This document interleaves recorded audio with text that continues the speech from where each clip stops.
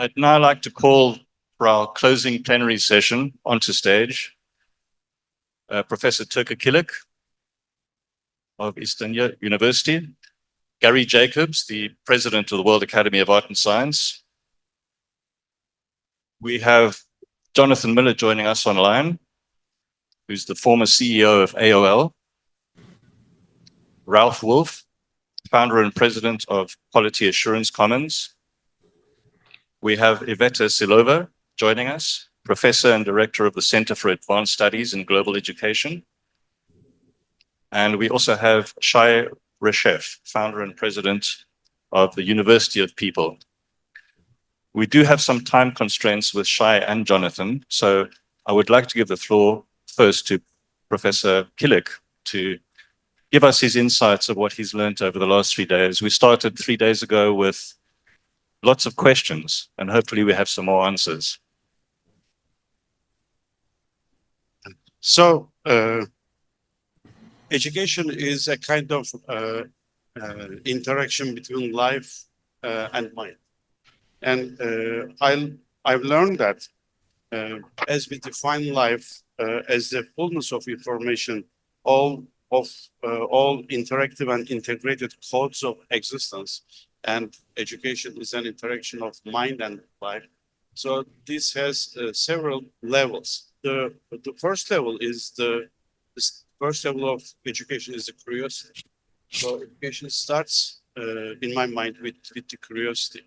So curiosity of life, curiosity of what's happening, and in fact, the most important thing of education is not answering but questioning. So questioning is much more important than answering. The second level is the awareness of information. So this comes with our physical senses, seeing, hearing, touching. So awareness comes from these physical senses. The upper level, other than over the awareness, is learning, and learning happens with the biological information system, which is my job, the brain. So biological brain, this flesh learns, and then the next level is understanding. So understanding is the function of mind.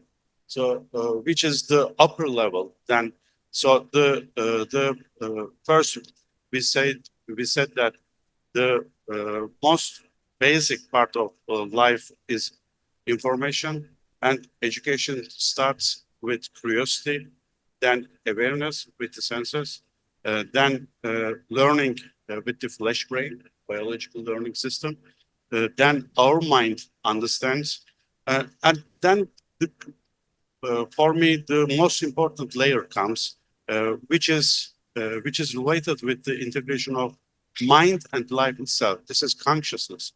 This is meaning. This is meaning. So meaning is created with the interaction of life and mind. So this is not something related with mind only. This is not something related with flesh brain only, but this is a kind of interaction between life and consciousness. Consciousness, every day I'm doing 3 or 4 brain surgeries, and in my mind, consciousness is not a function of brain. So consciousness is a kind of function between our interaction of life and mind itself. So the end of education results with meaning, which creates wisdom.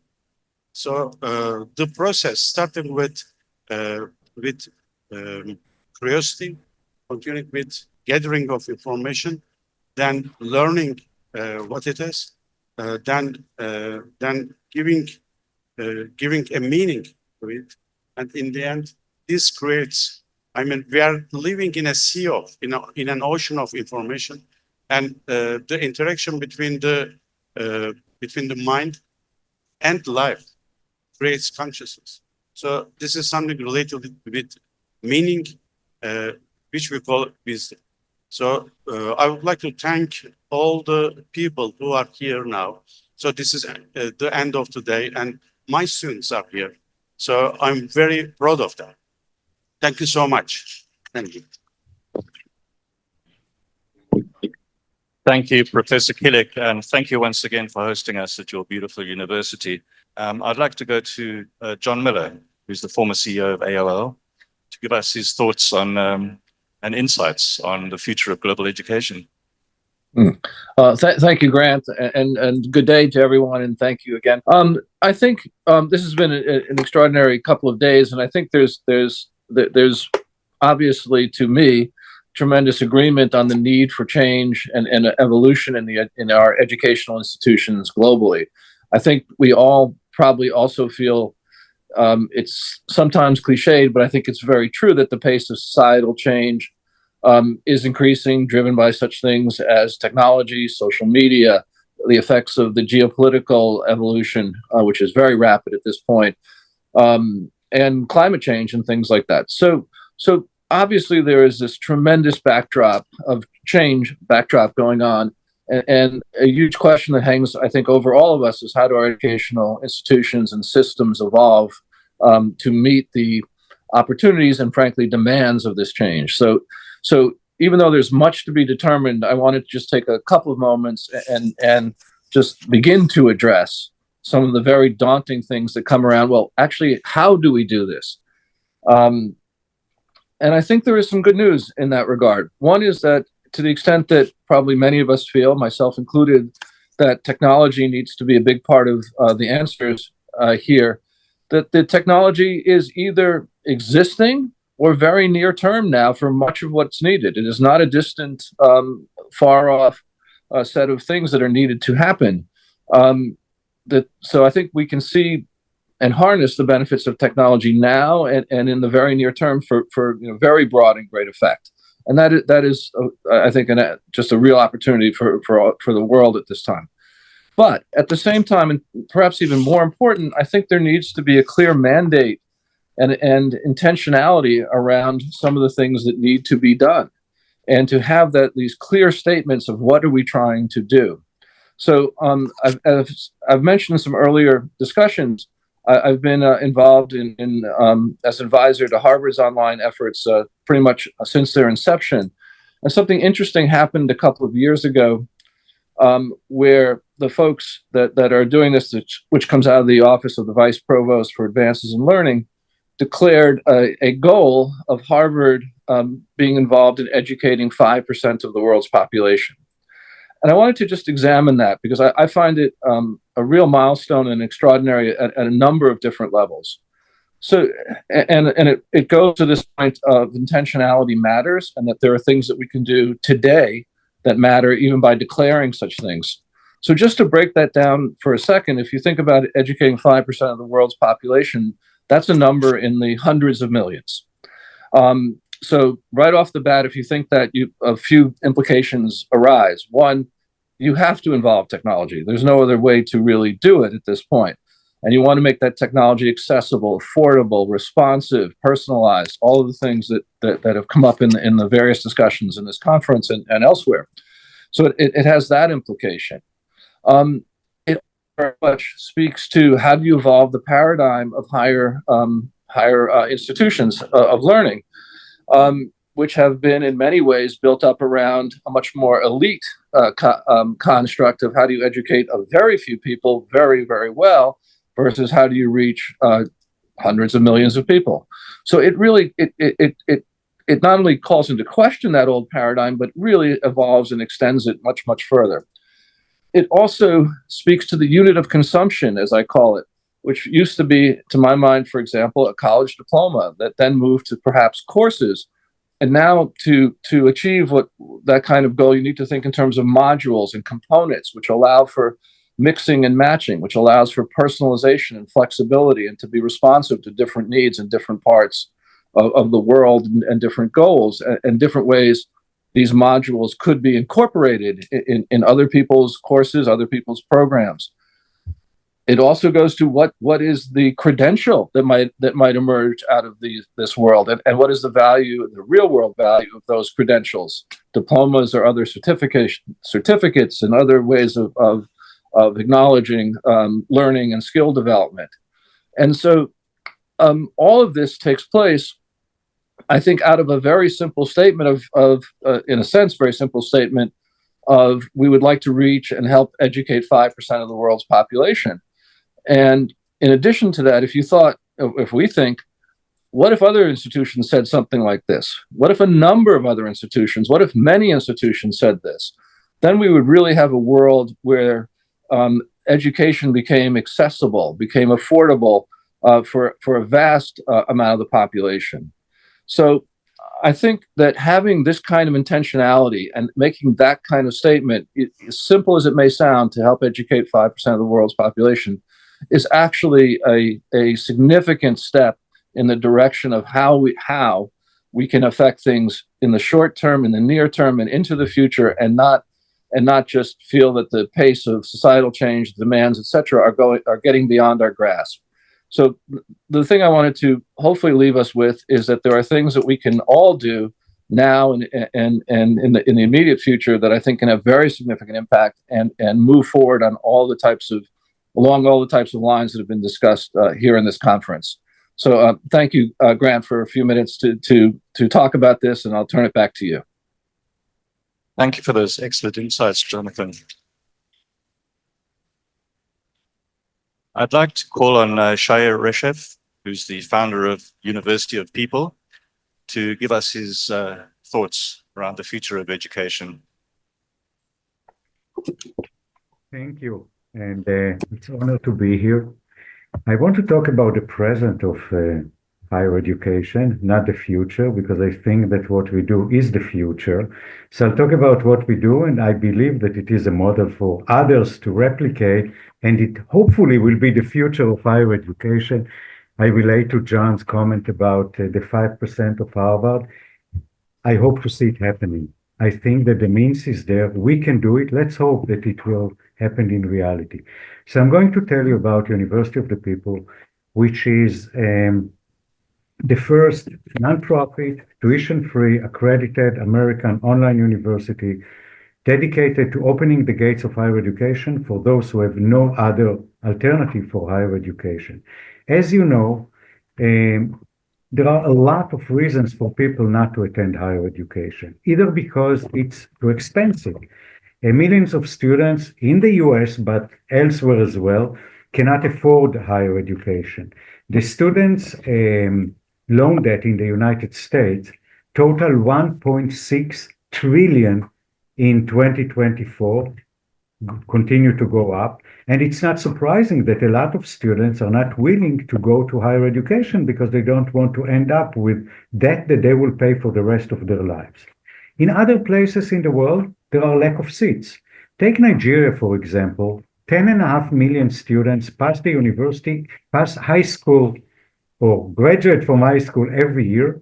1.5 million of them pass the university entrance exams, meaning 1.5 million students who are qualified for higher education. However, there are seats available only for 500,000, which means that 1 million students are gone. They lost their future simply because there is no room for them, not because they're not qualified.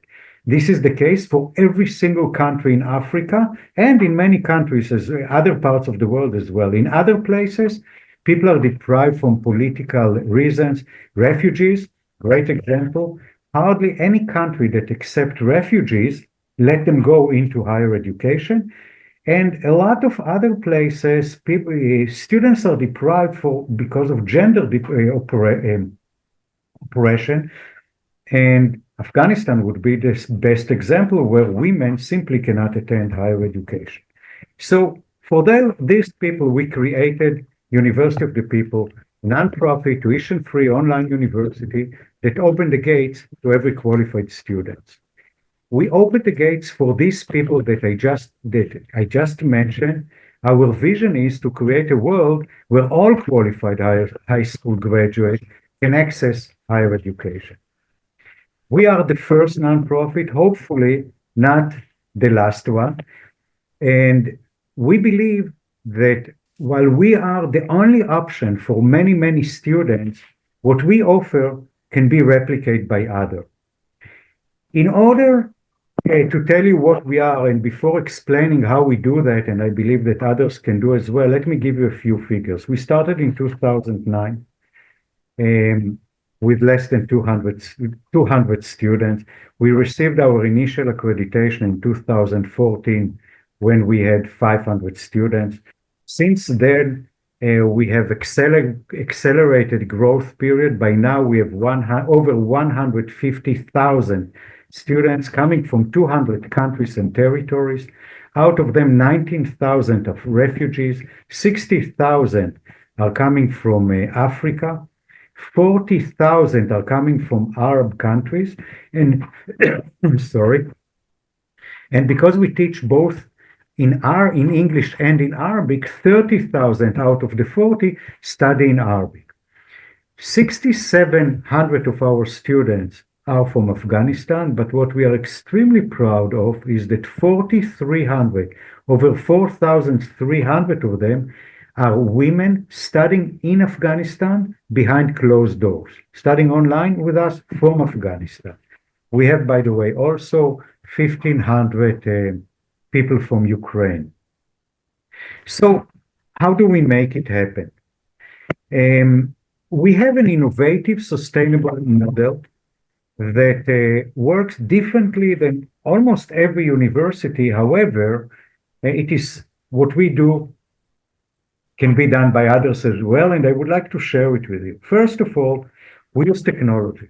We use open source technology that is free to all to use, and we use technology wherever it can help lower down the cost of human. So we use technology wherever it can bring us quality and save on human resources. We operate from around the world. We are an American university. We are accredited in the US. Most of our faculty are in the US. Most of our academic is in the US. However, we have people working from every part of the world to serve our students, which enable us to find great people at a price that relative to the US is very, very efficient. We don't have real estate. I'm sure you all know how much it saves us. And we use volunteers. I'm a volunteer. The deans are volunteers. We have a group of 25 presidents of great universities who volunteer their time and knowledge to lead us in this road. And our faculty also come to us as volunteers. By the way, we have 43,000 volunteers. We do not use all of them. We cannot use that many, but just to let you know that a lot of people want to make higher education accessible to all. We only teach job-related programs. We teach business administration, computer science, and health science, bachelor level, master level in IT, education, and business. The degrees that are most in demand worldwide, the degrees that will help our students find a job. We have very few electives. We come to the students and tell them, this is the course that you need to take, and this is the next one, and the next one, which we ensure that they walk straight toward graduation on the one hand, and we, on our end, are never in the position where we have a course with 2 students and still have to pay the faculty to teach them. We do not have extracurricular activity, but we enjoy watching the American football. We only have Quidditch as our sports team, so no extracurricular activity. So that's actually all the elements that enable us to be tuition free. We are tuition free. We are not free, because all the services that we give the students and the people that we do hire cost us money. However, the amount that we need to charge the students is minimal.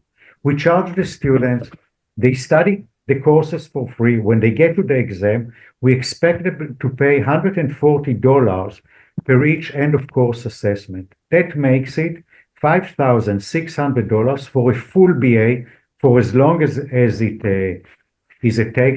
takes them, and as you know, it's a fraction of what other universities charge. Moreover, over half of our students are getting scholarships, pay nothing whatsoever. So we expect the students to pay $140 per each and, of course, assessment. However, if do not have the money, they are allowed to get scholarship if we have the resources. As we grow, we created academic partnership for opportunities to transfer for the best students to transfer to other institutions. We have it with NYU, with McGill, with the Hudson University of Saudi Arabia and Edinburgh. And the idea is, again, the best students have the opportunity to move on to amazing universities. In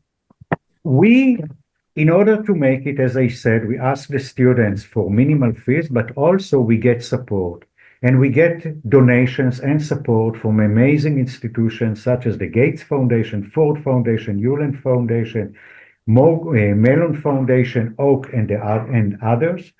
And saying that, it is clear that it's never enough. We have 150,000 students using technology and our lean operation. We can accommodate many more. However, in order to serve them, we need more resources than we have. We are able now to take about half of our students tuition free.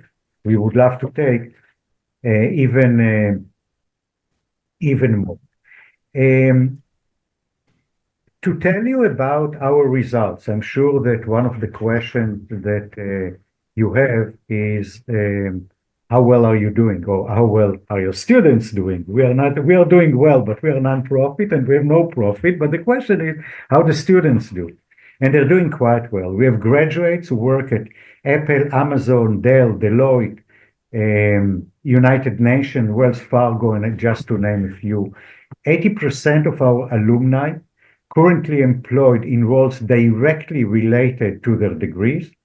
And 60% of our graduates have worked in executive positions, such as director, vice president, and CEO. So our students doing great. Moreover, we engage Trip Umbach to make an impact study on our graduates. And what they found is that the ROI, the return on investment for a bachelor degree from your people is approximately 30 times higher than that of average US bachelor degrees.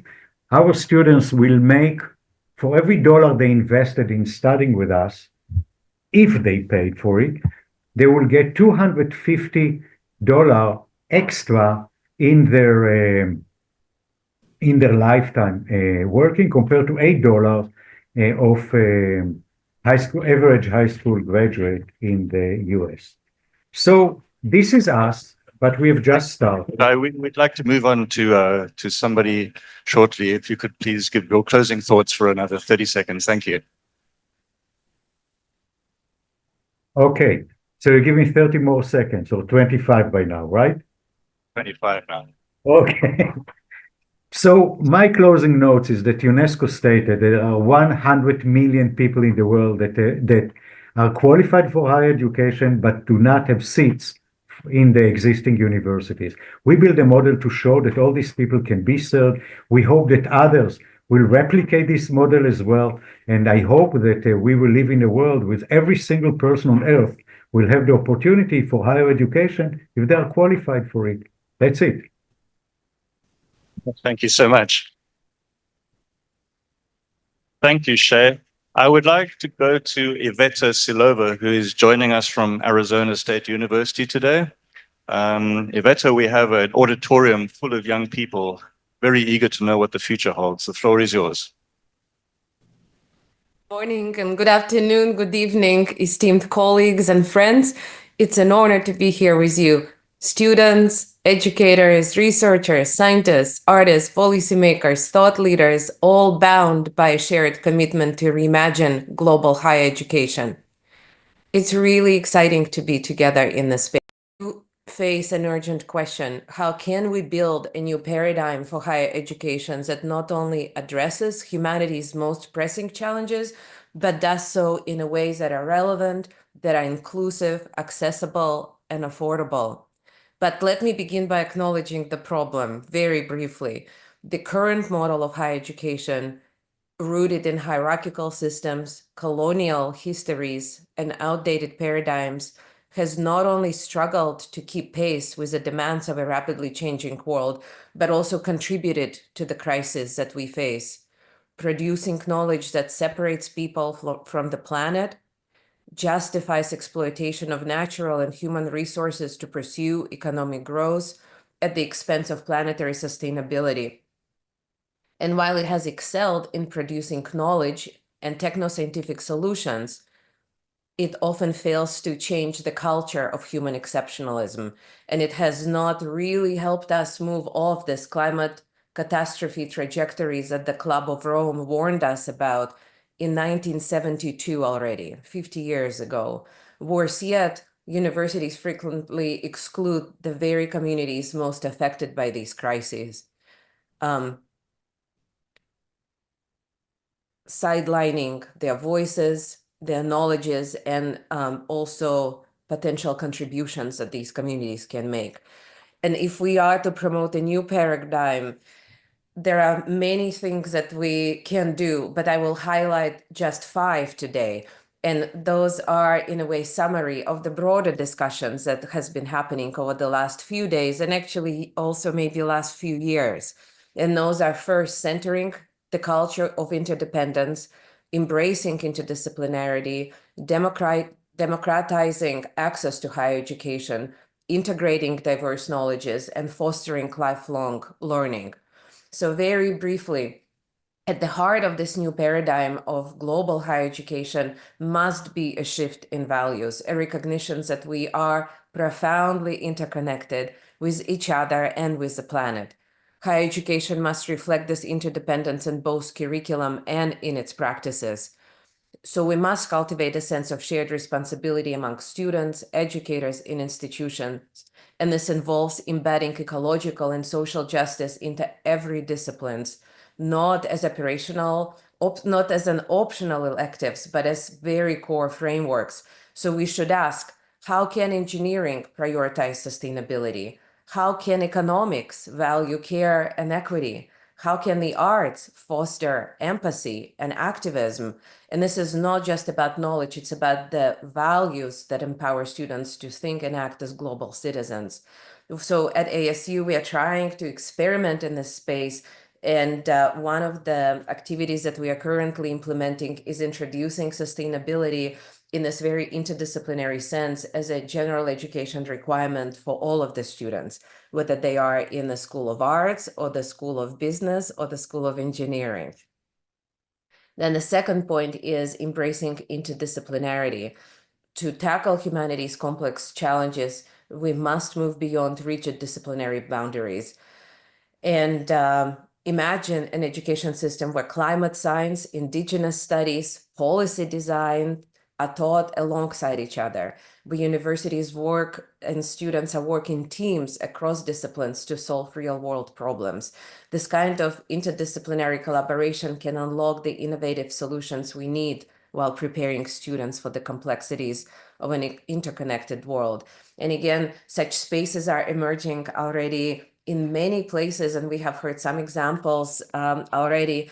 And I am in one of those places at ASU at the Global Futures Lab that brings together scientists and artists and indigenous wisdom holders in one space. It's a very vibrant and exciting place to be in. We just heard about the need to democratize access to higher education. So we must, this new paradigm must be built on the principles that education is a universal right.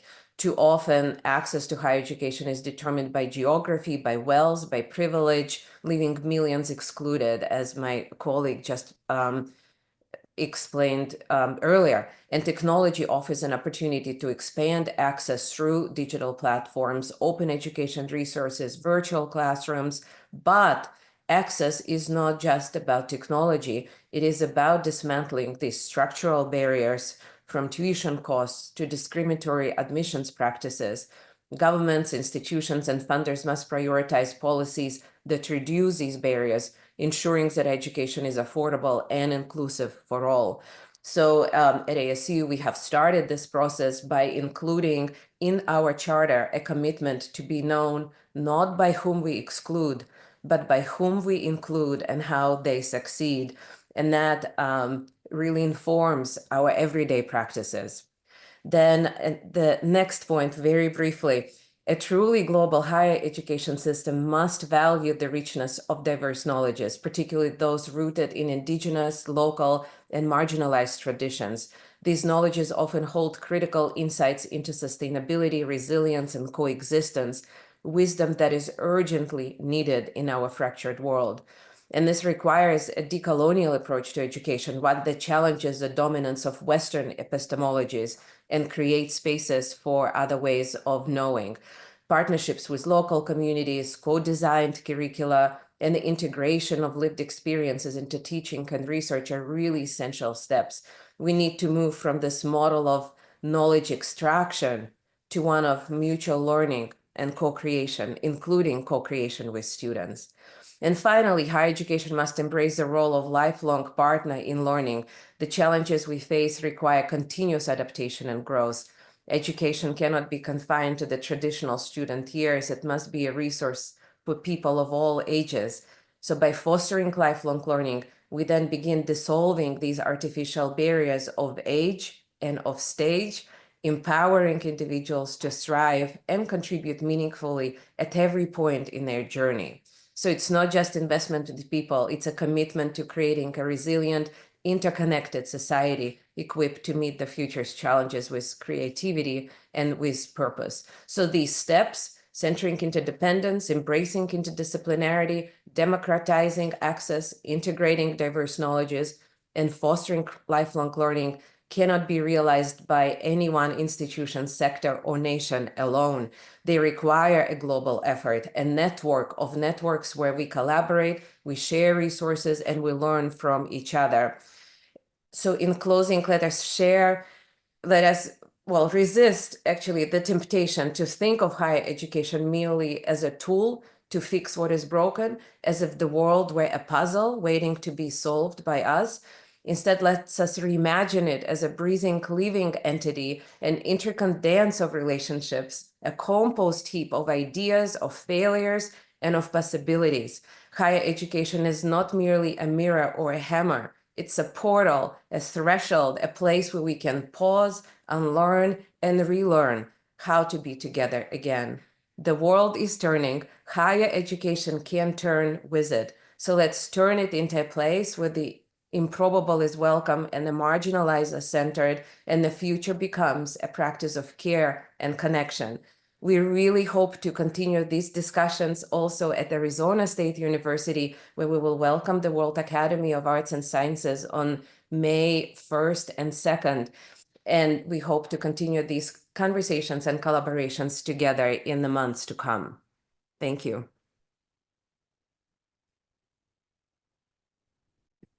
Thank you, Iveta, for your wise words. I'd like to turn over now to Ralph Wolff, who is the newly elected president of the World University Consortium, for his views.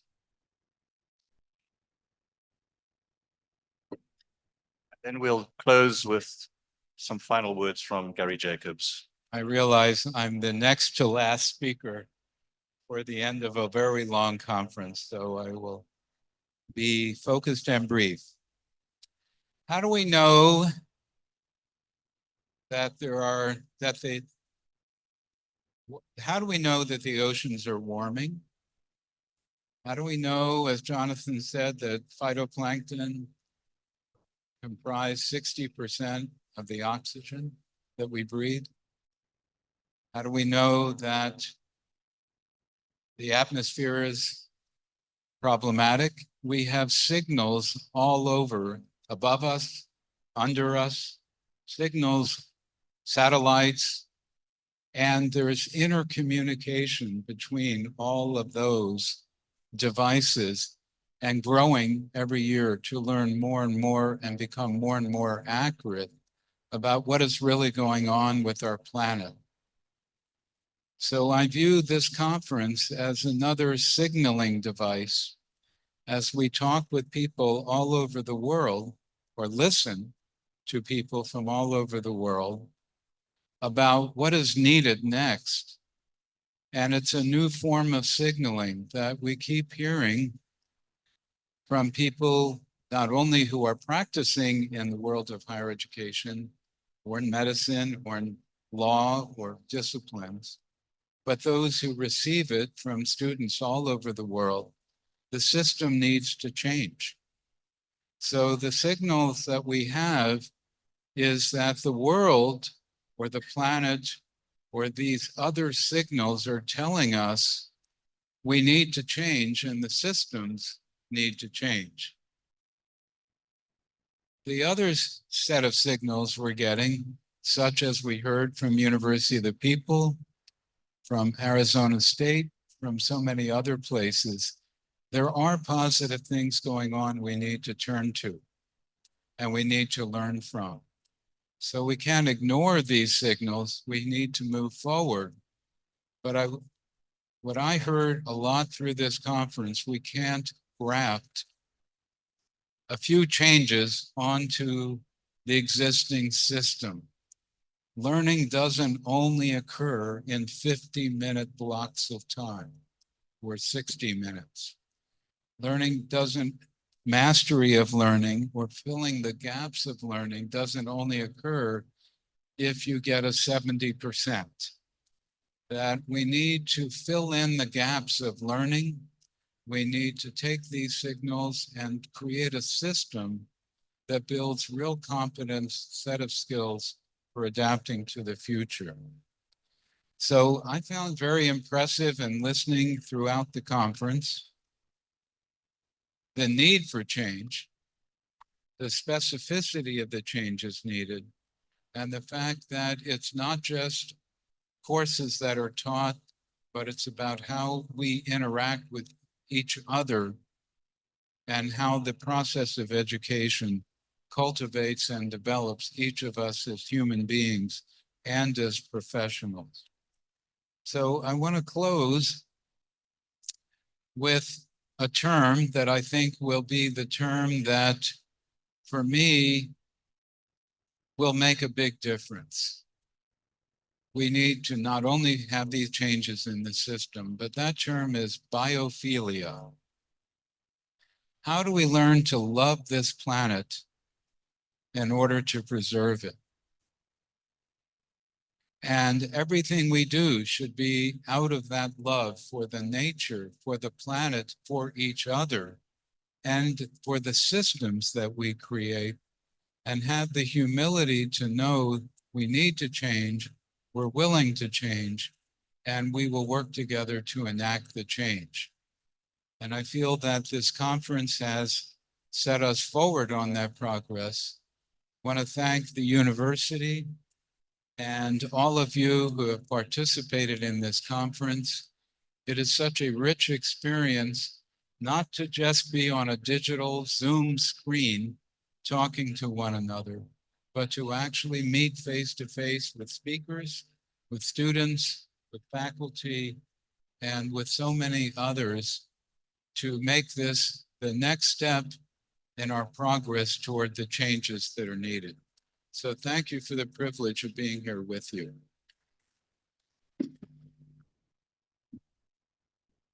Thank you, Ralph. Just before Gary speaks, I want to remind you that we'd still like to hear your voices, comments, and questions. So please look up the World Academy of Art and Science social channels, Facebook, X, LinkedIn, Instagram. Please leave your comments there and we'll try and respond to them. We'll also be compiling a report, which we hope to share with you in the weeks ahead. And now to close, Gary Jacobs, President of the World Academy of Art and Science. Thank you.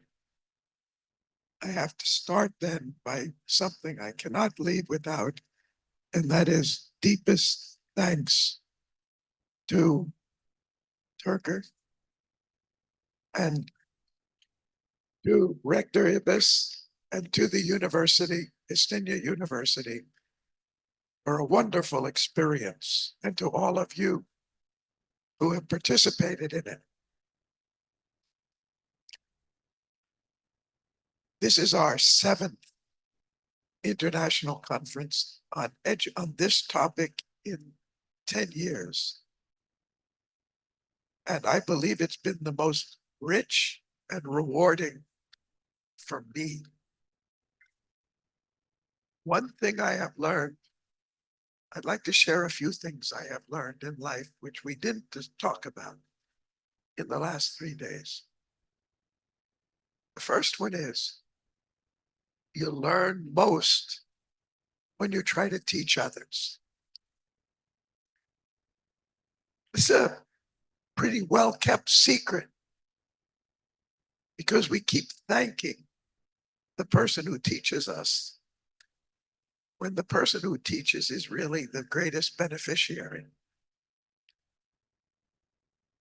The communication of trying to share our knowledge with another, our experience with another, genuinely wanting to help another receive it, is the greatest enrichment that we can have in learning more ourselves. So, in a practical way, when I grew up, education was a question of competition. You competed with all the other students. Who's going to get the best grades? I come from a place called Napa, California, where they reversed the process. Instead of students learning from the teacher, they asked the students to teach each other. And the teacher's job is just to facilitate that process. And this model has become so successful, it's spread to many places in the United States, more than 100, 150 places.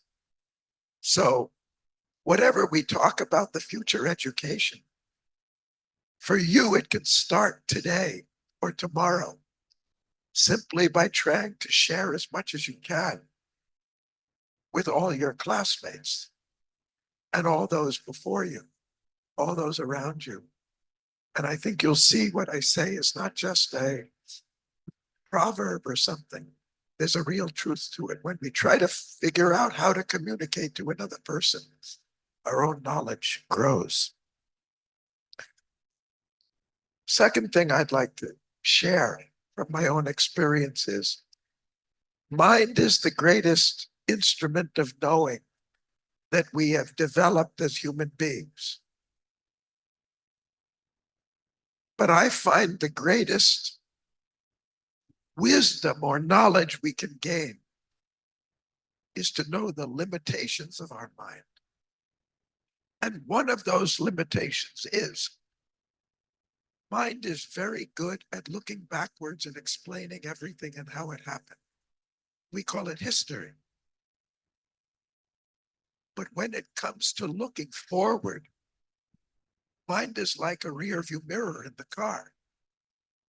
It'll help you understand and explain the past, but it's not very good at telling you what's going to happen in the future. And that's important. I spent about 15 visits to the Soviet Union and Eastern Europe, what they called that. Thank you. From 1989 to 1994, at the period we look back on as the end of the Cold War, the breakup of the Soviet Union, the breakup of the end of the nuclear arms race, the end of Communist Party, and so many incredible things. I never met anybody who saw it coming. And if you don't believe me, in July of 1989, President Gorbachev, while he was still president, there was still a Soviet Union, and Chancellor Kohl, who was the chairman or chancellor of Germany, met in private. We happened to know somebody, one of our fellows was in the room with. And they were talking about the future of Germany. And in private, they talked to each other and confessed, you know, Germany really should be reunited. And in private, they said, you know, it will happen one day. Surely it will happen one day. But they both agreed it will take at least 30 or 50 years. In 1 year, Germany was reunited. Not because these gentlemen were foolish or uninformed. They were the best informed of all. But they relied on our capacity of mind to see something which we cannot know for sure. And that's why our faith and our determination and our never giving up is so important. Because it doesn't matter what the prophecies are. All the great achievements that have come when we ignored what common sense and what the appearances taught us. So in the rest of your education, use your mind for sure. Understand as much as you can of the past, but also understand all the mistakes we've made and try to learn from them. Rather than think they were accidents.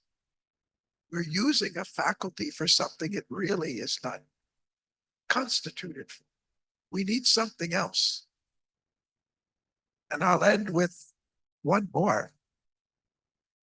You know, if you read the biographies or the testimony of the greatest scientists in the world, I'm talking about one of our founders, Albert Einstein, and many, many others through history. And even those who have studied, they've come to a very interesting observation. The greatest discoveries they made did not come by the exercise of their reason. I'm quoting Einstein, but you can find a long list of examples. It often came when they stopped thinking. And it's interesting because the faculty which we call intuition is not a reality in science. We know that sometimes these things come, but we never study it. If Einstein said he learned through intuition, then naturally we should all be wanting to learn it too, but we don't know how to teach it. And we teach you everything how to prove that what Einstein or Russell or anybody or Copernicus or anybody perceived, but we never tell you how he found it. To do that, we have to have faith in something more than our reason, which is a great power. And wise people have said, I'm quoting, there's nothing we can know with the mind that we can't know better in the mind's silence. To trust that there's something in us, whatever it is, I'm not going to name it, that can know something better than our mind. And that sometimes the very best thing to do is to stop thinking and be quiet and let that knowledge be born from inside. These are lessons that people have learned in the past. I wish they become part of the curriculum in every field at every level. But I take it away. I hope you can take it away with you. I really wanted to give something back to you for what you've given us, for the richness of this discussion. I wish it's only the beginning and not the end. We would cherish your questions.